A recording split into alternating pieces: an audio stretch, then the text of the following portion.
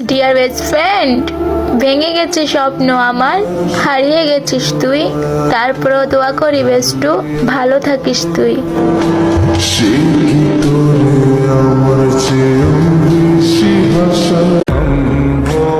তুই চাইলেও অনেক বেস্ট ফ্রেন্ড পাবি, কিন্তু আমার মতন বন্ধু তুই কখনো কাউকে দিয়ে মিলাইতে পারবি না।